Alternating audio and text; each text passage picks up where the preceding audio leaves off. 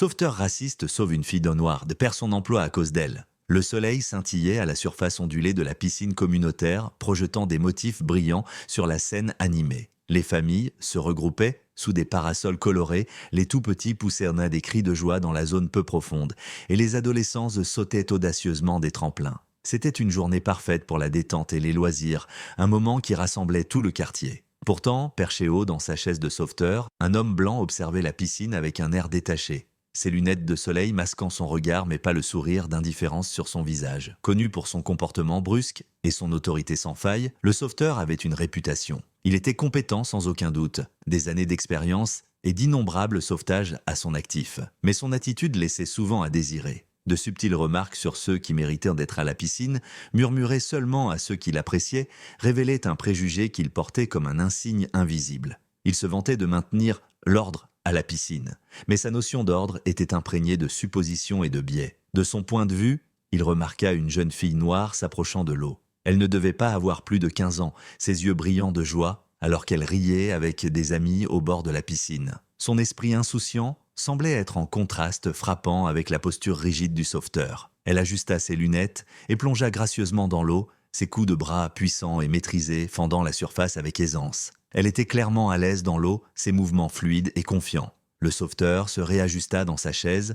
se penchant légèrement vers l'autre sauveteur en service, une figure plus jeune et impressionnable qui imitait souvent l'attitude de son aîné. « Ils se sentent toujours un peu trop à l'aise », murmura-t-il sous son souffle, juste assez fort pour être entendu. Le jeune sauveteur rit nerveusement, ne sachant pas s'il devait approuver ouvertement ou rester silencieux. Alors que la jeune fille noire nageait vers le fond plus profond de la piscine, son rire résonnait à travers l'eau. À proximité, sa famille l'observait avec fierté, applaudissant de temps en temps lorsqu'elle effectuait un plongeon ou essayait un nouveau mouvement. Inconsciemment, pour eux, les yeux du sauveteur s'attardèrent sur elle avec un mélange de scrutation et de mépris. Ils ne s'attendaient pas à ce qu'il se passe quelque chose. Après tout, elle semblait suffisamment capable, mais son indifférence était palpable, une tension sous-jacente qui laissait présager quelque chose de plus. L'atmosphère de la piscine restait animée, mais un courant discret de malaise s'immisça, alors que quelques spectateurs remarquaient le langage corporel du sauveteur. Certains roulèrent des yeux, familiers avec ses manières, tandis que d'autres essayaient d'ignorer la sensation que son regard portait un jugement tacite. La jeune fille noire, inconsciente de l'attitude du sauveteur, continuait à s'amuser, défiant ses amis à des courses et éclaboussant l'eau de manière espiègle. Ce n'était pas simplement une nageuse forte. Elle dégageait une confiance qui attirait l'admiration des autres autour de la piscine. Mais à mesure qu'elle s'aventurait plus loin dans le fond de la piscine, le sourire du sauveteur s'effaça, remplacé par une lueur d'agacement. Il murmura quelque chose sous son souffle, ajusta ses lunettes de soleil et fit semblant de scruter le reste de la piscine. C'était comme si sa simple présence le dérangeait, bien qu'il ne puisse ou ne veuille admettre pourquoi. Le jeune sauveteur remarqua le changement de comportement de son mentor. « Elle nage juste », remarqua-t-il hésitamment, essayant de jauger l'humeur du sauveteur senior. L'homme plus âgé le repoussa d'un geste. « Ce n'est pas ça, dit-il d'un ton méprisant. Tu comprendras quand tu seras ici depuis plus longtemps. » Pendant ce temps, la jeune fille noire se préparait à un exploit plus audacieux. Grimpant sur le plongeoir, elle se stabilisa, ses lunettes réfléchissant la lumière du soleil alors qu'elle se concentrait. Les conversations autour de la piscine se turent momentanément alors que les spectateurs tournaient leur attention vers sa silhouette prête. Elle exécuta un plongeon impeccable, fendant l'eau telle une flèche et émergeant avec un sourire triomphant. Le sauveteur à peine la remarqua. Au lieu de cela, il reprit son observation détachée, ses pensées dérivant vers son propre sens du contrôle sur l'espace. Il ne s'attendait pas à ce qui allait se passer. Au fur et à mesure que l'après-midi avançait, l'indifférence du sauveteur devenait de plus en plus évidente, particulièrement pour ceux qui prêtaient attention. Certains parents échangèrent des regards, sentant son désintérêt pour tout ce qui ne correspondait pas à ses perceptions étroites de qui appartenait à la piscine.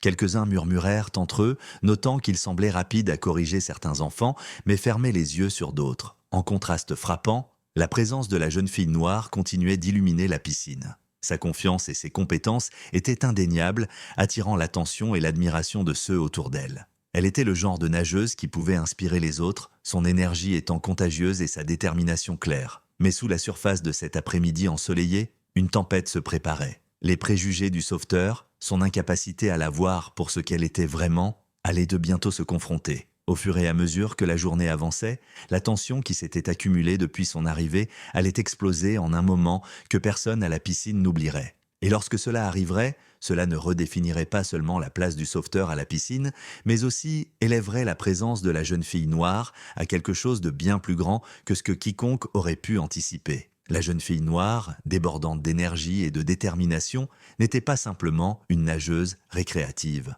Elle nourrissait une passion profonde pour l'eau, passant des heures à perfectionner ses compétences avec des rêves qui s'étendaient là bien au-delà des simples longueurs. Aussi longtemps qu'elle s'en souvienne, son aspiration avait été claire, devenir sauveteuse. Ce n'était pas seulement l'idée de s'asseoir sur une chaise élevée qui l'attirait, c'était la responsabilité, la chance de protéger les autres et le symbole de la maîtrise d'une compétence qu'elle adorait. Cependant, son chemin vers ce rêve n'avait rien eu de facile. Ayant grandi dans une communauté où les programmes de natation étaient des rares et les opportunités souvent réservées à ceux qui étaient plus privilégiés, elle avait dû se battre pour se faire une place. Tandis que d'autres avaient accès à des leçons et à des piscines privées, ses premières leçons se déroulaient dans des centres communautaires ou à travers des opportunités empruntées chez des amis. Pourtant, chaque coup de bras qu'elle perfectionnait et chaque nouvelle technique qu'elle maîtrisait témoignait de sa résilience.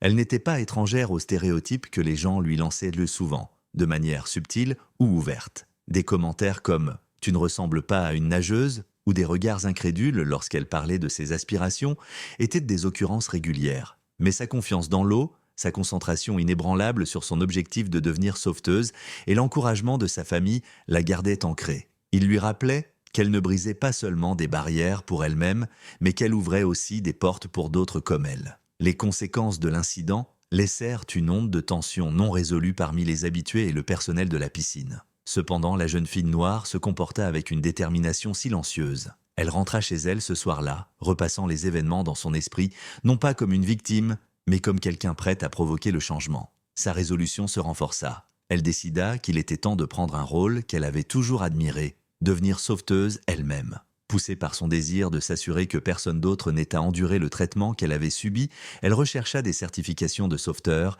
et contacta des centres de formation locaux. Le lendemain matin, elle se rendit à la direction de la piscine avec sa candidature en main. Sa présence, confiante et inébranlable, les prit au dépourvu. Beaucoup d'entre eux avaient été témoins de l'incident et connaissaient les murmures qui circulaient parmi les habitués. « J'aimerais rejoindre votre équipe de sauveteurs », dit-elle d'une voix calme. Je crois que je peux apporter les compétences et la perspective dont cette piscine a besoin. La nouvelle de sa candidature se répandit rapidement et de nombreux membres de la communauté, ayant été témoins de l'événement, se rallièrent derrière elle. Les parents, en particulier ceux qui fréquentèrent la piscine avec leurs enfants, soumirent des lettres à la direction soulignant l'importance d'avoir des sauveteurs qui privilégient la sécurité et l'équité plutôt que les préjugés. Certains partagèrent des vidéos de l'incident original fournissant des preuves indiscutables du comportement non professionnel du sauveteur. Sous la pression croissante du public, la direction de la piscine décida de revoir en profondeur les qualifications de la jeune fille. Elle excella lors des tests de natation, démontrant non seulement une grande maîtrise, mais aussi un instinct pour la sécurité aquatique qui laissait peu de place au doute quant à ses capacités. Sa passion pour le rôle était évidente à chaque étape du processus. Pendant ce temps, le mandat du sauveteur commença à se déliter. Dans le cadre de l'enquête, la direction examina ses performances passées et découvrit un historique troublant. Des rapports sur des remarques discriminatoires, de la négligence et des plaintes des clients commencèrent à faire surface, montrant clairement que cet homme n'était pas adapté à la responsabilité qu'on lui avait donnée. Ses collègues, renforcés par la pression croissante, commencèrent à partager leurs expériences de son attitude dédaigneuse et partiale. Il ne fallut pas longtemps pour que la direction prenne sa décision. Le sauveteur fut convoqué pour une réunion et informé de son licenciement. La décision fut rapide et définitive, signalant l'engagement de la piscine envers un environnement plus sûr et plus inclusif. Son renvoi envoya un message fort, les comportements discriminatoires et la négligence ne seraient plus tolérés. La jeune fille, désormais officiellement membre de l'équipe de sauveteurs, se tenait comme un témoignage de résilience et de justice. Son parcours, de l'humiliation à la prise de rôle de modèle, inspira toute la communauté, marquant un moment clé de changement pour la piscine et au-delà. La résilience de la jeune fille et sa détermination inébranlable portèrent de leurs fruits lorsqu'elle entra officiellement dans son nouveau rôle de sauveteuse. Sa nomination fut accueillie par un flot de soutien de la part de la communauté. Les parents apportèrent leurs enfants à la piscine avec un sentiment de confiance renouvelé, sachant que son dévouement à la sécurité et à l'équité établirait un nouveau standard. Le premier jour de travail fut transformateur, non seulement pour elle, mais pour tous ceux qui furent témoins de son parcours, de l'adversité au leadership. Dès le départ, elle aborda son rôle avec fierté et une vision claire. Elle voyait sa position non seulement comme un emploi, mais comme une opportunité de créer un environnement plus inclusif et accueillant. L'une de ses premières initiatives fut d'organiser des cours de natation gratuits pour les enfants issus de milieux sous-représentés. Les cours étaient conçus non seulement pour enseigner la natation, mais aussi pour inculquer un sentiment de confiance dans l'eau, quelque chose qu'elle avait toujours apprécié. La nouvelle des programmes se répandit rapidement et les familles les commencèrent à affluer vers la piscine. Ces efforts apportèrent un sentiment d'unité à une communauté qui s'était auparavant sentie aliénée par l'ancien système. Avec son équipe, elle introduisit des ateliers de sécurité, garantissant que chacun, quel que soit son niveau d'expérience, se sente bienvenu et en sécurité à la piscine. Son leadership commença à remodeler la perception de ce que la piscine pouvait être, un lieu de plaisir, de croissance et d'égalité des chances pour tous. Pendant ce temps, l'ex-sauveteur faisait face aux conséquences de ses actions. La nouvelle de son licenciement se répandit dans la région et son comportement pendant l'incident devint un avertissement. La réaction publique fut rapide et intransigeante. Les membres de la communauté, qui avaient autrefois fermé les yeux sur ces mauvais agissements, prirent la parole, exprimant leur soulagement que la responsabilité ait enfin été rendue. Ses pairs prirent leur distance, refusant d'être associés à quelqu'un dont les actions avaient terni la réputation de la piscine. Pour l'ex-sauveteur, la réalité de perdre non seulement son emploi, mais aussi le respect de ceux qui l'entouraient, fut une expérience humiliante.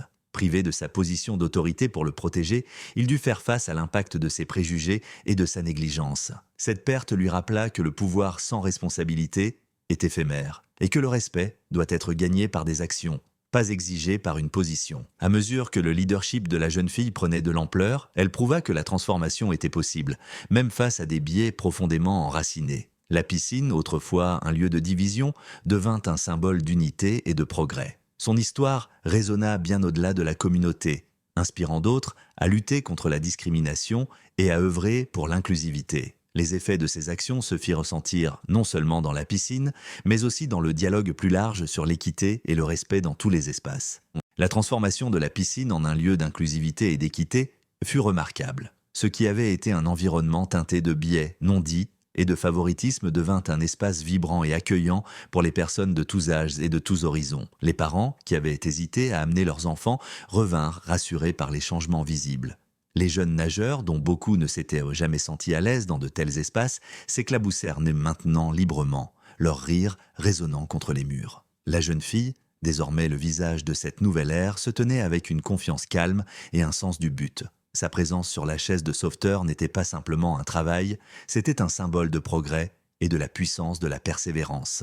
Les membres de la communauté s'arrêtaient souvent pour la remercier, partageant des histoires sur la façon dont sa résilience les avait inspirés. Son histoire devint un exemple à suivre, prouvant qu'aucune barrière n'était insurmontable lorsqu'on y fait face avec détermination et courage. L'un de ses accomplissements les plus significatifs fut de favoriser un environnement d'inclusivité. Les changements qu'elle apporta n'étaient là pas seulement superficiels. Ils s'attaquaient aux racines des problèmes qui avaient aliéné tant de gens. Ces cours de natation gratuits continuèrent de croître, réunissant des enfants et des adultes qui s'étaient auparavant sentis exclus. Les ateliers de sécurité devinrent un moment phare pour la communauté, enseignant non seulement des compétences aquatiques, mais aussi l'importance du respect mutuel et de la compréhension. La piscine n'était plus simplement un espace récréatif. Elle était devenue un centre de liens communautaires et d'autonomisation. Pendant ce temps, l'absence de l'ex-sauveteur rappela les conséquences des préjugés et de la discrimination non maîtrisée. Sa chute servit de leçon pour les autres en position d'autorité, montrant que les préjugés ne seraient plus tolérés. Les actions rapides de la direction et l'ascension de la jeune fille à la tête de la piscine envoyèrent un message clair. Chaque individu mérite le respect et le leadership doit être fondé sur la responsabilité et la justice. La scène finale à la piscine fut celle d'une pure harmonie.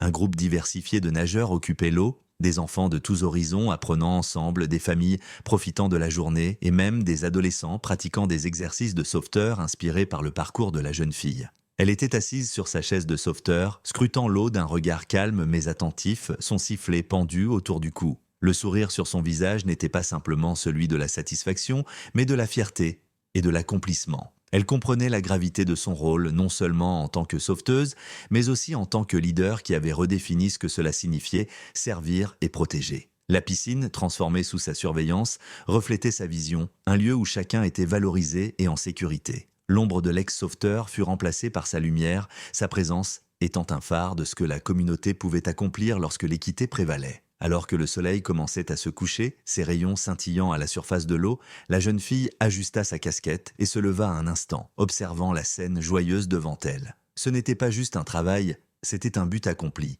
Son histoire avait voyagé loin et large, mais elle restait ancrée, ses actions parlant plus fort que des mots. Un jeune garçon s'approcha de sa chaise, demandant timidement s'il pouvait s'inscrire pour des cours de natation. Elle s'abaissa, croisant son regard avec encouragement et bienveillance, et dit « Bien sûr, tout le monde est le bienvenu ici ». Le moment de clôture captura l'essence de son parcours, la dignité silencieuse d'une leader qui a gagné sa place non par privilège, mais par la force, la résilience et la croyance inébranlable en la justice. Son histoire devint un héritage, encapsulé dans sa dernière réflexion.